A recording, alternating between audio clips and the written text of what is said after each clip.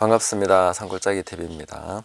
오늘은 잠언 16장 18절에 악한 계교를 꾀하는 마음과 원죄가 같을까 다를까 하는 문제를 가지고 좀 얘기를 해보려고 합니다.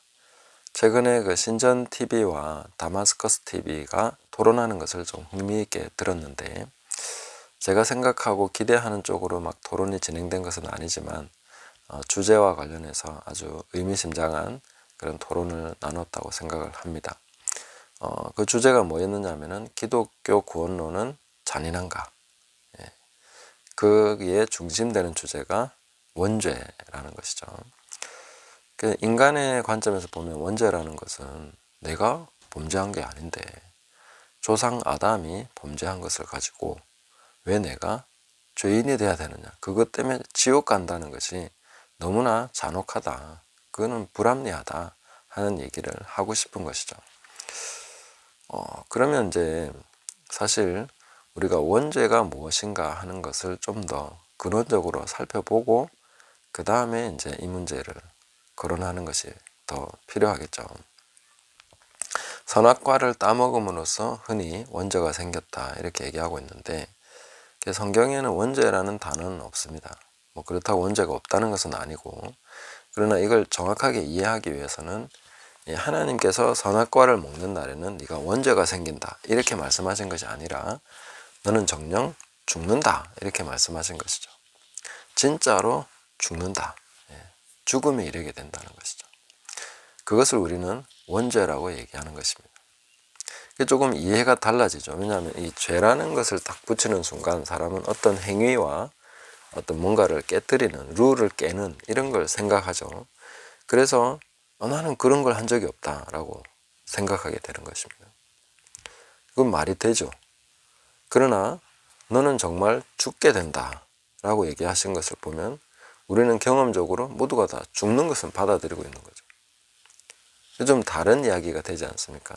육체적인 죽음뿐만 아니라 하나님과의 관계에서 죽음, 영적 죽음 이것까지도 생각하고 본다면은 우리가 좀 더 원죄를 다른 각도에서 이해할 필요가 있다 하는 것을 좀 말씀드릴 수가 있겠습니다. 흔히 이제 원죄를 일반적으로 생각할 때는 두 가지로 생각을 합니다. 하나는 태어날 때는 죄가 없다. 그런데 악의 경향성을 가지고 태어난다. 그게 바로 원죄다. 이렇게 생각하는 경향. 두 번째는 아니다. 유전적으로 인간은 그냥 죄인으로 태어나는 거다. 그래서 죄인으로 태어나기 때문에 다 지옥 가게 된다 하는 거죠. 근데 결과적으로는 G.K. 체스터턴이 얘기한 것처럼 이 원죄라는 것은 기독교 교리 중에 유일하게 경험 가능한 교리다 이렇게 얘기를 했는데, 경험적으로는 어느 하나를 선택하든 간에 둘 중 하나를 선택해도 다 어떤 죄라는 것을 인간이 범하게 된다는 것에 대해서는 어쩔 수 없이 다 동의할 수밖에 없습니다. 정도의 차이가 있고 착한 사람 나쁜 사람 있지만 모두가 다 성경적 관점에서 하나님의 율법적인 관점에서 전부 다 죄인이다 하는 것은 피할 수가 없습니다. 어쨌든 우리는 태어나면서 민폐를 끼치고 어머니의 고통을 주고 다 의존적인 그런 삶을 어떤 기간 동안 살아야 되기 때문에 그 자체로서 엄청난 부담과 희생을 강요하는 그런 상태에서 우리는 그 어린 시절을 보낼 수밖에 없는 것이죠. 그게 죄가 아니냐 그렇게 말할 수도 있고, 또 어린아이를 보면은 가르치지 않아도 거짓말은 저절로 하더라고요. 그리고 나쁜 거, 이기적인 거 이런 건 저절로 합니다. 안 가르쳐도 그래 해요. 처음부터 거짓말 안 하고 정직하고 이타적이고 순종하고 이런 애는 거의 없다는 거죠. 거의 없다고 해야 되겠죠. 절대로 없다 모르겠습니다. 본 적이 없어서. 이런 내용들을 놓고 봤을 때 분명히 인간은 다 죄를 범했다. 모든 사람이 죄를 범하였음에 하나님의 영광에 이르지 못한다 하는 말씀이 그대로 임하게 되고, 또 의인은 없나니 하나도 없다. 그것을 전부 다 증명할 수 있다. 그 말씀이 다 증명된다라고 볼 수가 있겠습니다. 그러면 이제 선악과로 넘어가서 보면 이 선악과라는 것을 먹었을 때에 나타난 현상이 있죠. 그 결과를 봐도 우리는 뭔가 달라졌구나, 사람이 달라졌네, 이 분명히 알 수 있죠. 그래서 이게 바로 어떤 원죄의 그 내용이라고 볼 수 있습니다. 오히려 우리가 원죄라고 이름을 붙이기보다 죽음, 사망이라고 이름을 붙이는 게 훨씬 더 좋을 수도 있죠. 모든 사람이 다 사망 아래에 있다. 그래서 사망이 왕노릇하게 됐다. 그래서 로마서는 그렇게 얘기하고 있는 것이죠. 선악과의 의미라고 하면은 모든 것을 다 인간에게 위임하신 하나님께서 딱 하나 위임하지 않고 금지시킨 그 내용인데, 그것은 하나님과 인간과의 관계를 규정하는, 정상적인 관계, 올바른 관계를 규정하게 되는 그 유일한 하나의 그 뭐라고 해야 되죠? 매개체라고 볼 수 있습니다. 그래서 하나님의 언약을 지킴으로써 함께 이렇게 서로 관계가 올바르게 유지될 수 있게 하는 것이죠. 근데 아담과 하와가 그 언약을 깨뜨려 버린 것이죠. 그럼으로써 지구상에 하나님께서 그 인간과 연결될 수 있는 하나의 통로가 없어져 버린 것이죠. 결국 아담이 선택한 것은 그렇게 함으로써 죽음이 오게 됐다는 것입니다. 하나님과 관계가 끊어짐으로써, 생명 되신 하나님, 영원하신 하나님과 관계가 끊어짐으로써 인간에게 사망이 오게 되는 결과가 되고, 그로 말미암아 저주가 임하게 된 것이죠. 그것이 이제 인간이 갖게 된 하나의 원죄의 어떤 모습이라고 볼 수 있고, 또 그걸 통해서 우리가 영적인 세계의 하나의 원리를 봐야 되는데, 뭐냐면은 누구의 말을 듣고 실행하느냐에 따라서 소속이 정해집니다.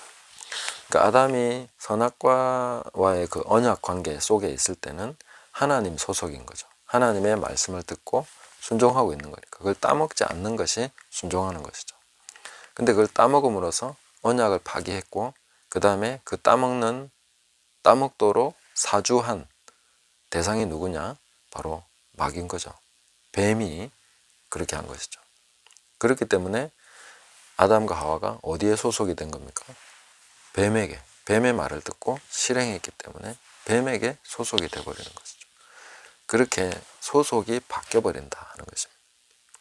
그럼으로써 이제 이 인간의 상태가 완전히 잘못되어 버렸다 하는 것을 알 수 있고, 거기서 나타난 그 현상을 보면 내 뼈 중에 뼈고 살 중에 살이라고 했던 그 하와를 향해서 하나님, 당신이 주신 여자가 내게 줘서 난 먹었습니다 하고 자기 방어하는 모습을 보여주게 되죠. 자기를 방어하기 시작했다는 겁니다. 그리고 수치를 느끼기 시작했다는 겁니다. 제일 먼저 그냥 수치를 느꼈죠.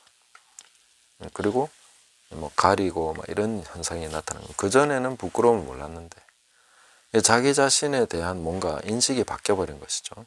상대방을 바라보는 인식도 바뀌어버린, 인식의 변화가 왔다.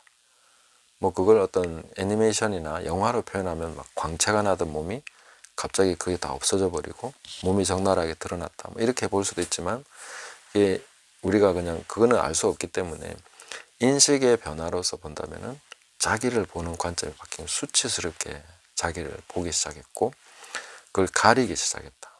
자기중심성을 갖게 됐다 하는 그런 게 바로 자기중심성이죠. 자기 방어, 그리고 타인을 향한 공격성, 이런 것들을 보여주고 있다는 것입니다. 남 탓을 하기 시작한 것이죠. 그전에는 그런 게 없었다는 겁니다. 그래서 이런 것들이 이제 원죄의 경향성이고 나타난 것이기 때문에 악한 계교를 꾀하는 마음이라는 것이 원죄와 맞닿아 있다. 분명히 그건 맞다. 이렇게 볼 수 있고, 그것이 자기중심성이냐? 저는 굉장히 그것이라고 보는 것이 합당하지 않느냐라고 생각을 합니다. 이런 모습들로 이제 인간이 바뀌어버렸기 때문에 인간은 계속해서 죄를 범할 수밖에 없는 그런 상태를 가지고 있는 것이죠. 그래서 우리가 예수 그리스도를 믿고 받아들인다, 그분을 주님으로 고백한다 하는 것은 자기중심성을 버리는 것이고 예수 그리스도를 중심으로 받아들이는 것이죠. 그래서 뭐 사형리가 많이 비판을 받고 있지만 저는 이 내용은 굉장히 중요하다고 봅니다. 그 마음의 왕좌, 거기에 예수 그리스도께서 중심에 계시고 나는 내려와 있고, 이게 이제 굉장히 중요한 그림인 거죠. 그리고 예수님을 따르기 위해서는 내가 왕좌에서 중심에서 내려와야 되는 것이고, 예수님이 중심이 되시고 예수님께서 모든 것을 다스리셔야 된다. 이 기본이 우리가 형성되는 것이 매우 중요하다는 것입니다. 그리고 예수님을 따라가는 것이죠. 그리고 예수님의 말씀을 듣고 순종하는 것이죠. 그럼으로써 내 소속이 어딘가가 확실하게 나타나게 된다. 그래서 우리는 이걸 숨길 수가 없습니다. 누구 말을 듣고 따르느냐에 따라서 그 열매가 나올 거기 때문에, 열매라는 것이 그 사람이 어디에 속해 있는가를 보여주는 것입니다. 원죄 얘기하다가 이제 여기까지 왔는데, 우리가 누구의 말을 듣고 따라가느냐에 따라서 열매가 나타나게 되고, 그 결과로서 우리는 소속이 어딘지를 분명히 보게 된다는 것입니다. 이런 것이 매우 중요합니다. 그리고 자기 중심성을 버릴 수 있는 것은 예수님의 십자가밖에 없는 것이죠. 아무리 선을 하고 좋은 일을 하고 그렇게 해도 인간은 결국 자기가 중심이 되어 있습니다.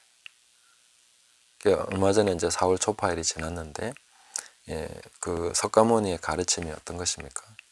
우주가 중심이 바로 나다. 내가 눈 감으면 우주는 없어지고, 내가 눈을 뜨면 우주가 있다는 거죠. 자기가 중심이고 자기에게 시작해서 자기에게로 기결되는 그런 것이 이제 그 종교의 가르침들인데, 예수님은 자기를 부인해라, 자기를 버리라고 얘기하시는 것이죠. 너 자신이 아니라는 것입니다. 그래서 이제는 내가 사는 것이 아니고 내 안에 그리스도께서 사시는 것이다. 내가 육체 가운데 지금 살고 있지만 그것은 하나님의 아들을 믿는 믿음 안에 사는 것이다. 그 믿음 안에 산다는 것이 바로 그 말씀을 순종함으로 살아가는 것이다. 그렇게 살아가는 것이라는 것입니다. 그래야 바로 내가 소속되고 내가 살아가는 그 중심이 어딘가, 원죄로부터 내가 정말 벗어난 사람인가, 원죄와 상관이 없어진 사람인가 하는 것이 증명이 될 수 있다 하는 것입니다. 그래서 원죄에 대해서 좀 더 궁금하실 것이 많을 것이라고 생각하는데, 질문이 있으시면 댓글로도 좀 올려주시고, 제가 얘기하면서도 약간 빼먹은 게 있는 것 같아서 그런 부분을 질문을 해주시면 좀 더 보충해서 얘기하도록 하겠습니다. 그래서 악한 개교를 꾀하는 마음이 곧 원죄와 통하는 그런 내용이라고 봐도 무방하리라고 봅니다. 그래서 악의 경향성이라고 보든 유전적인 죄라고 보든 인간은 어쨌든 범죄하게 돼 있고, 그 범죄를 피할 수 없다. 자기의 중심성이 있기 때문에 공격하게 되고 방어하게 되고 남 탓하게 되고, 그럼으로써 자기 이기적인 그 마음을 추구하기 위해서 어떤 행위들을 하기 시작하면 그게 바로 모든 것이 범죄하게 되고, 또 예를 들어서 아무리 사람이 착하게 정말 흠도 없이 살았다 하더라도 그 안에 하나님이 없이 자기의 성을 구축한, 자기 인생을 구축한, 모든 것을 자기 중심으로 구축한 그 자체가 바로 죄다. 그 자체가 바로 사망이다, 죽음이다, 이렇게 말씀드릴 수가 있겠습니다. 그 생명 되신 하나님을 떠나버린 그 자체가 바로 죄고 인간의 저주의 상태고, 그게 바로 지옥인 거죠. 하나님이 없는 것이 곧 지옥이다 하는 것입니다. 그렇게 이해하시고 원죄에 대해서 좀 더 생각해 보시고 묵상해 보시고 질문해 주시면 감사하겠습니다. 감사합니다.